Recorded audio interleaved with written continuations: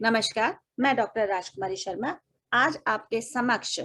रीतिकाल के जो सर्वश्रेष्ठ कवि हैं, भूषण के व्यक्तित्व और कृतित्व के बारे में मैं यहाँ पर बताऊंगी। जैसा कि आप जानते हैं, जो रीतिकाल का जो समय है 1700 से 1900 तक माना जाता है। इस समय में हम देखते हैं कि मुगल बादशाह शाहजहां के शासन की जो समाप्ति है और औरंगजेब के शासन के प्रारंभ से लेकर हम देखते हैं स्वाधीनता संग्राम तक का ये काल माना जाता है। इस युग में हम देखते हैं कि भक्तिकालीन काव्य धाराओं जैसे संत काव्य, राम काव्य, कृष्ण काव्य, वीर काव्य, नीति काव्य आदि का विकास हुआ। परंतु सबसे अधिक महत्ता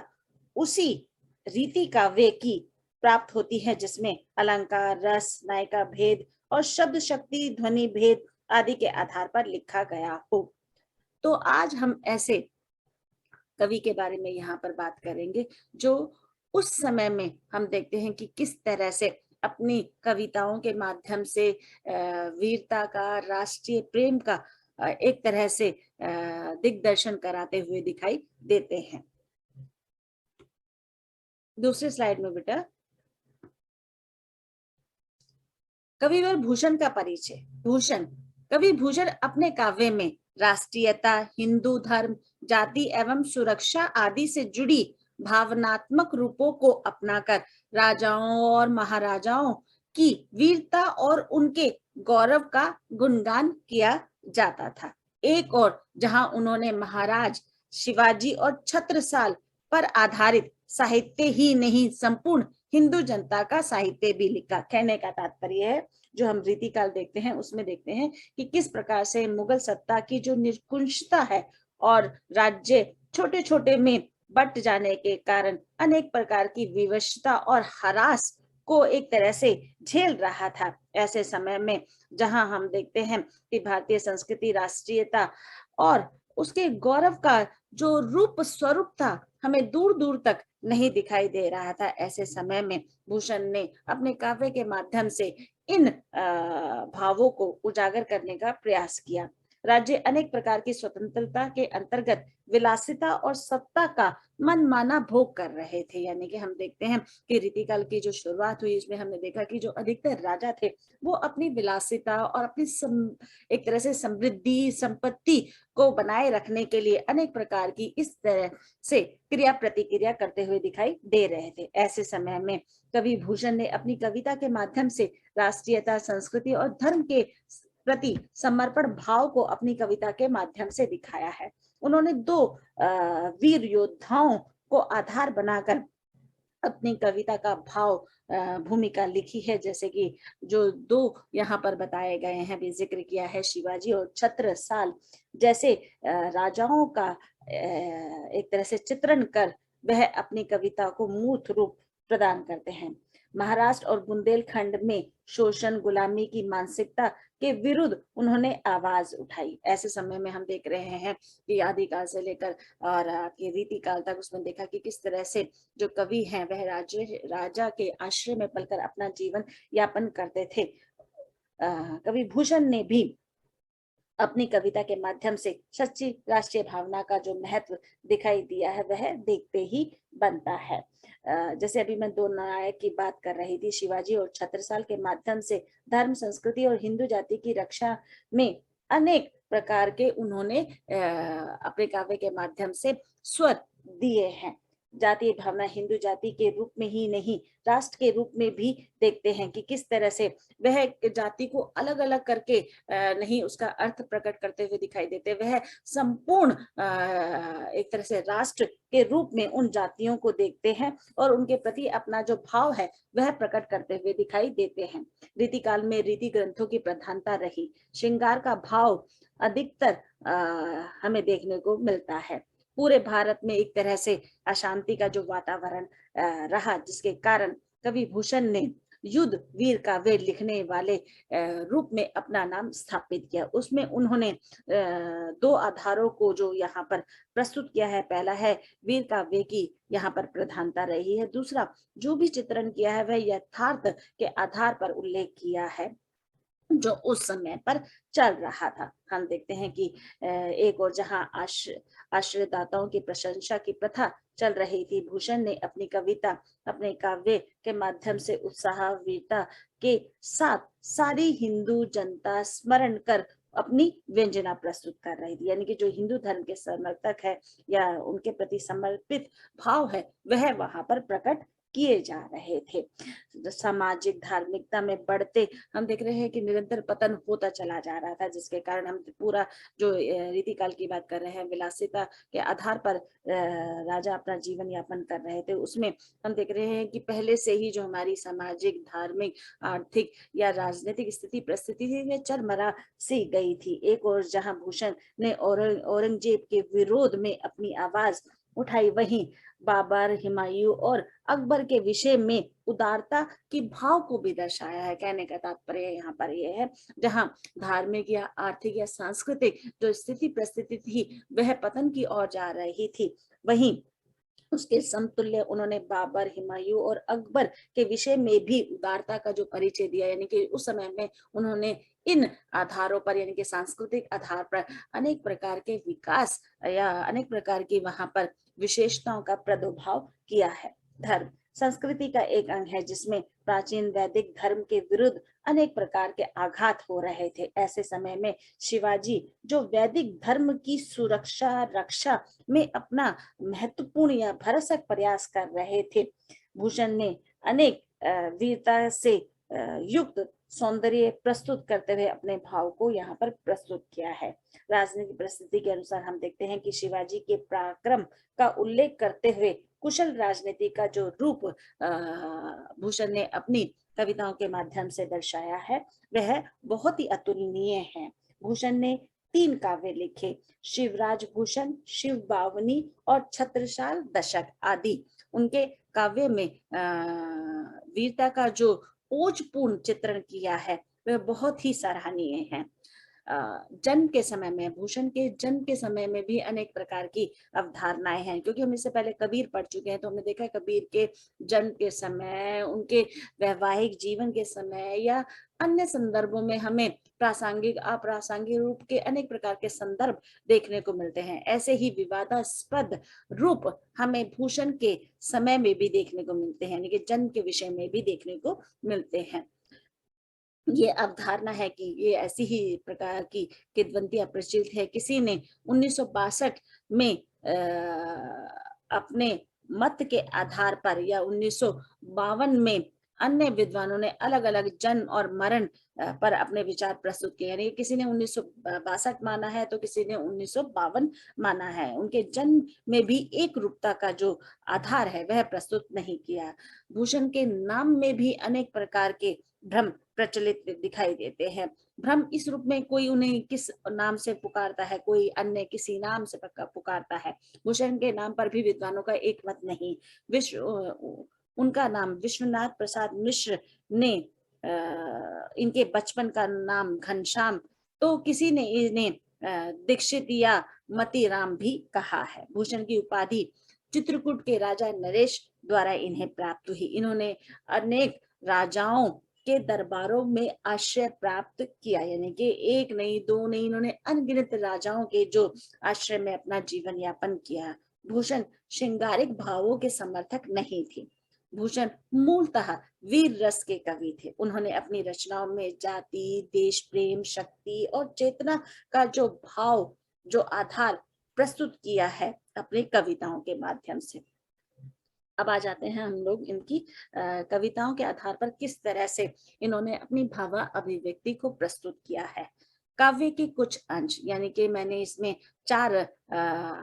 इसके काव्य के अंश है, मैंने चारों के बारे में यहाँ पर सूक्ष्म रूप से बताने का प्रयास किया है। गरुड़ का दावा जैसे नाग के समूह पर, दावा नाग जुहू पर सिंह सिरताज को, दावा पुरहत को परहान के कुल पर, दावा सर्वे पश्चिम के गोल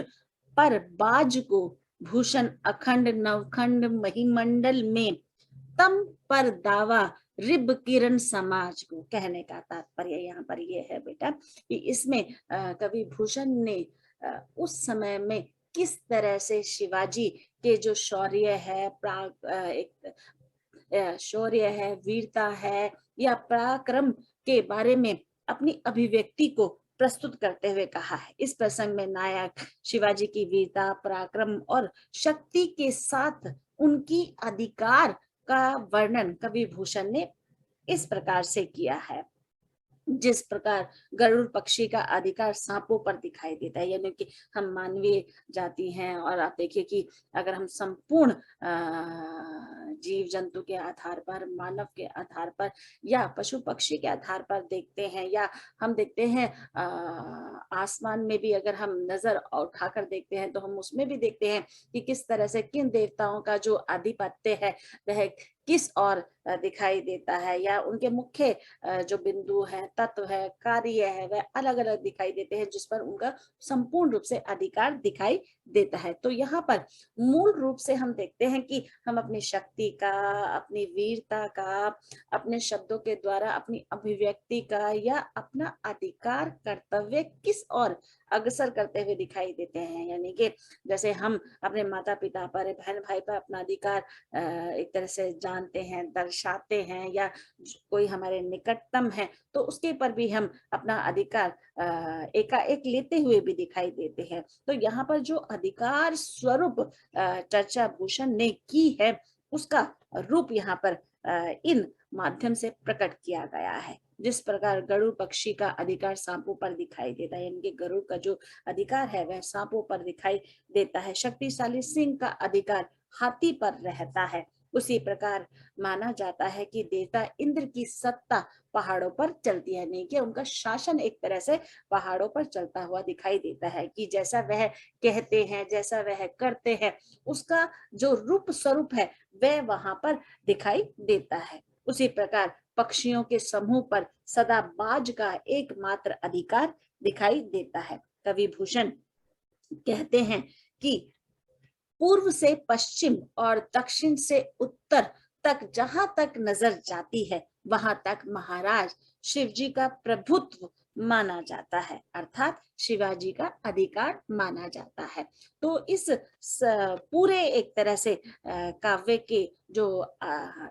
मूल रूप है या तत्व है या अंश है, उस पर कवि भूषण ने कहा है कि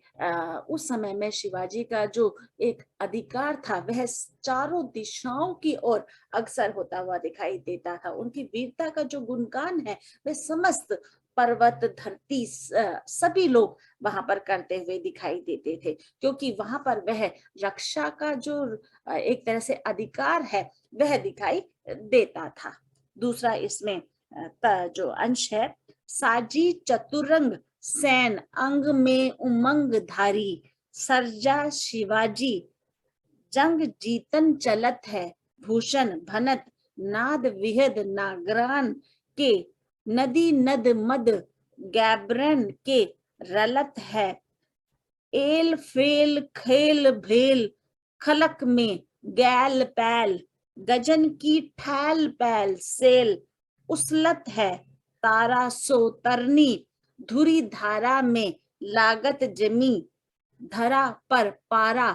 पारवार यूं हिलत है। कहने का तात्पर्य यहाँ पर यह है बेटा कि कवि भूषण यहाँ पर नायक शिवाजी के माध्यम से उनके बारे में बताना चाहते हैं, उनकी सेना के बारे में बताना चाहते हैं कि किस तरह से जब शिवाजी चलते थे युद्ध के आधार पर, तो उनकी जो चतुरंगी या सेना है वह किस तरह से अपने शौर्य का, अपनी एक तरह से शालीनता का, अपनी उज्जवलता का, अपनी विनम्रता का, अपनी बलवती रूप का किस तरह से स्वरूप प्रकट करती हुई दिखाई देती थी। नायक शिवाजी अपनी पराक्रमी 4 अंगों वाली सेना का साज श्रृंगार कर पूरे उत्साह, उमंग और वीरता से पूर्ण होकर अपने घोड़े पर सवार होकर युद्ध को जीतने के लिए चल पड़ते थे। यानी कि एक तरह का ये जो क्रम है वह दिखाई देता था कि जिस तरह से युद्ध का किसी भी तरह का कोई आभास या कोई संकेत मिलता था, तब शिवाजी अपनी जो एक तरह से 4 अंगों वाली जो सेना है, यानी चतुरंगी सेना है, उसका संपूर्ण रूप से एक क्रिया प्रतिक्रिया करके अपनी जो एक तरह से आधार है उसको आगे बढ़ाते हुए दिखाई देते थे। और वह आधार, जब भी हम किसी कार्य को करते हैं, देखिए जब हम उत्साह और उमंग और जोश से करते हैं तो उसका परिणाम भी हमें यदा कदा उसी रूप में देखने को मिलता है। तो यहाँ पर जो शिवाजी का जो एक संकेत दिया है कि वह जिस प्रकार से अपनी सेना के साथ युद्ध के क्रम में निकलते थे, तब वह पूरे पूरे उत्साह से, पूरे जोश से, पूरे एक तरह से अपने आप को तैयार करके वह अपने घोड़े पर सवार होकर युद्ध के लिए निकल पड़ते थे। ऐसा माना जाता है कि शिवाजी जब अपनी सेना के साथ युद्ध के लिए जा रहे थे, उस समय नगाड़ों के शोर से पूरा वातावरण जोश से भर उठता था। देखिए हमने बहुत सारी फिल्में देखी है, और अभी की जो हम कहते हैं कि लेटेस्ट फिल्म है, मैं बाहुबली देखी, उसमें हमने देखा कि एक बार देखते हैं कि सेना अपने हाथ पैर छोड़ती हुई दिखाई देती है, तो उस सेना का जो नायक होता है वह, या सेनापति होता है, वह किस तरह से पूरे वातावरण में एक जोश भर देता है। जो एक तरह से शीतल हुए जो सेनापति हैं या अन्य लोग हैं जो युद्ध के रूप में चलते हुए दिखाई देते हैं, और वह किसी कारणवश देखते हैं कि युद्ध हार रहे हैं, युद्ध में अनेक प्रकार से हानि होते हुए दिखाई देती है, तो ऐसे समय में जो नायक है वह अपना दायित्व किस तरह से पूरा करता हुआ दिखाई देता है। और यहाँ पर ये कहने का अर्थ है कि उस समय में जो शिवाजी थे वह अपने संपूर्ण जोश में, और जो उनकी सेना थी वह भी उनके जैसी ही थी, वह पूरी तरह से अपनी सेना के साथ अपने औजारों को लेकर, अपने हथियारों को लेकर, अपने जो वहां पर पशु पक्षी पर जो वो सवार होते थे, वह भी पूर्ण रूप से उनको इस तरह का आभास कराते हुए दिखाई देते थे कि हम युद्ध की ओर अग्रसर हो रहे हैं, तो उनमें भी एक जोश सा भरते हुए दिखाई देता था। तो यहाँ पर बताया जा रहा है कि किस तरह से जब शिवाजी युद्ध के लिए चल रहे थे अपनी सेना के साथ, तो उस समय नगाड़ों की ध्वनि यानी कि कोलाहल से पूरा वातावरण गूंज उठता हुआ दिखाई देता है। सेना के साथ जो हाथी निकल रहे थे, उनके कानों से एक तरह से तरल पदार्थ के रूप में मद बह रहा था, और वह मद इतनी तेजी से बह रहा था कि वह बहुत ही तीव्र गति से संपूर्ण दिशा में एक तरह से फैल गया था। यहाँ पर कहने का तात्पर्य ये है कि हाथियों के कानों से निकलने वाला मद है, वह तेज गति से नदियों में मिल रहा था, और उस तरल पदार्थ का जो वेग था वह इतना ज्यादा था कि उससे नदी नाले सब कुछ भर गए। शिवाजी की सेना ने जब पूरे वातावरण को एक तरह से घेर लिया, अर्थात जन सेना के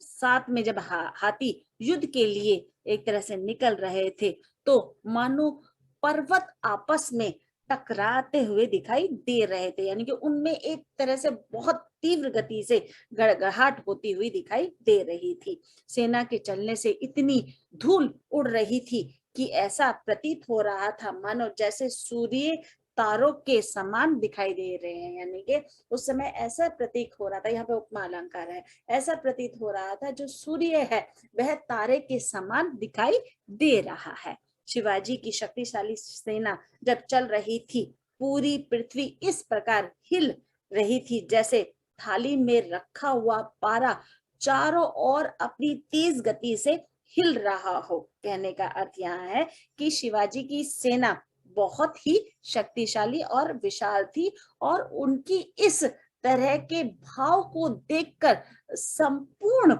जो वातावरण था वह पूर्णतः एक तरह से जोश से भर गया था। और इसी का रूप स्वरूप भूषण ने अपनी कविता के माध्यम से ओजपूर्ण ढंग से बताने का प्रयास किया है। तीसरा बेटा इसमें जो काव्य का अंश है, बाने फहराने घंटा गजन के नाही टहाने, राव राने देश देश के नग फहराने, ग्राम नगर पराने सुनी, बाजत निशाने शिव रज्जू नरेश के, हत्तिन के होदा उकसाने, कुंभ कुंजर के भोन को भजाने अली छूटे लट लट केस के दल के दरान ते कमठ करारे फूटे कर के से पात बिहाने फन शेष के। कहने का तात्पर्य यहाँ पर यह है बेटा कि इसमें युद्ध के लिए जब शिवजी की शक्तिशाली सेना ने झंडे को फहराते देखकर तथा हाथियों की कमर पर लटके घंटों की आवाज सुनकर छोटे बड़े राजा राव राणा युद्ध छोड़कर इधर उधर भाग रहे थे। यानी कि हम देखते हैं कि जब हमसे कोई बलशाली व्यक्ति या शक्तिशाली या पद प्रतिष्ठा में या ओहदे में ऊंचे व्यक्ति को जब हम देखते हैं तो कहीं ना कहीं हमारे मन में अनेक प्रकार की शंकाएं जन्म लेती हुई दिखाई देती है। और ये शंकाएं यानी कि जो भ्रम है, ये दुविधा है, ये हमें चारों ओर से घिरती हुई नजर आती है और उसमें व्यक्ति इतना ज्यादा हम कहें अविवेकहीन हो जाता है कि उसे समझ में नहीं आता कि वह वहां पर स्थिर रूप से खड़ा रहे या भटकते हुए इधर उधर भागे। तो यहाँ पर शिवाजी की जो शक्तिशाली सेना है उसको देखकर उस समय में जो राजा महाराजा या छोटे छोटे राज्यों में जो जमींदार थे, सामंतवाद थे, राव राणा थे, वह उन्हें देखकर इधर उधर भाग रहे थे क्योंकि उनमें अनेक प्रकार की जो चिंताएं हैं, शंकाएं हैं, वह जन्म ले चुकी थी कि अब हम यहाँ पर टिक नहीं पाएंगे और अगर टिक भी गए तो हम सफल नहीं हो पाएंगे, यानी कि हमें जीत नहीं मिल पाएगी। अर्थात शिवाजी की सेना के समक्ष कोई नहीं खड़ा हो पा रहा था। शिवाजी की सेना के नगाड़ों की आवाज सुनकर पर्वत पहाड़ भी मानो वहां से हट गए हों या सरक गए हों। मतलब इस तरह के उनके पराक्रम या उनके उज्जवल या उनके तेज को देखकर इस प्रकार से प्रतीत होता था कि उनके जिस प्रकार के सेना चल रही थी और सेना के चलते हुए हाथ में भाले या नगाड़े इतनी जोर गति से, इतनी तीव्र गति से संकेत देते हुए चल रहे थे कि उसकी धुनी से जो आसपास के पर्वत थे, पहाड़ थे, वह भी एक तरह से गड़गड़ा रहे थे और एक तरह से अपने स्थान को छोड़कर वह सरक मतलब जाते थे, इस तरह से दिखाई दे रहा था। और कई तो इस तरह की अतिशोक्ति यहाँ पर दिखाई देती है कि पहाड़ अपना ही एक तरह से रास्ता वहां से बदल देते हुए दिखाई देते थे, यानी कि अपने आप को गिराते हुए भी प्रतीत होते हुए दिखाई देते हैं। शत्रु सेना का विकराल रूप देखकर गांवों शहरों की ओर भाग रहे थे, यानी कि जो शत्रु थे वह सेना के इस विकराल, इस विशाल रूप को देखकर एक तरह से इधर उधर भागकर अपने भय का संकेत वहां पर देते हुए दिखाई दे रहे थे। उस तीक्ष्ण ध्वनि से हाथियों के मस्तक पर मद के कारण उस पर जो बोहरे मंडरा रहे थे वह भी भाग खड़े हुए, यानी कि जो तरल पदार्थ निकल रहा था और उस तरल पदार्थ के निकलने पर भौरे अपना वहां पर एक तरह से आगोश अपने आलिंगन में ले रहे थे, वह भी इधर उधर भागते हुए दिखाई दे रहे थे। शत्रुओं की जो स्त्रियां हैं वह भी अपनी अवस्था, अपनी व्यवस्था को ठीक करने के लिए इधर उधर भागती हुई दिखाई दे रही थी। अर्थात उनके अपनी एक तरह से अपने ऊपर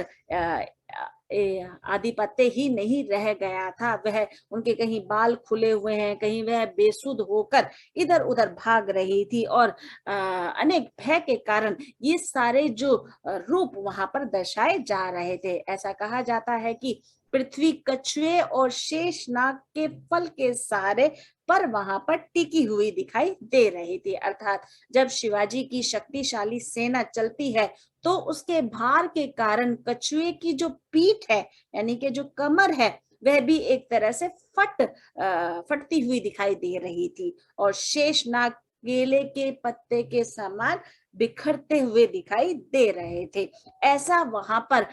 उनका शौर्य वहां पर दिखाई दे रहा था, जिसके कारण सब अपनी अभिव्यक्ति को उस रूप में व्यक्त कर रहे थे।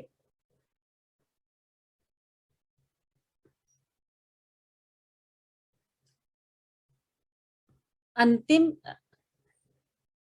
काव्य का अंश, प्रेतनी पिशाचरु निशाचर निशाचरिये, मिली मिली आपसू में गावत बधाई है, भैरो भूत प्रेत भूरी भूधर भयंकर से जुत जुत जोगनी जमाती जोरी आई है, कलकी कलकी के कुतूहल करित काली डिम डिम डमरू दिगंबर बजाई है, शिवा पूछे शिव सो समाज आजू कहाँ चली, काहू पे सिवा नरेश भृटकुटी चढ़ाई है। कहने का तात्पर्य यहाँ पर ये है बेटा कि यहाँ पर इस पूरे हम देखेंगे कि जो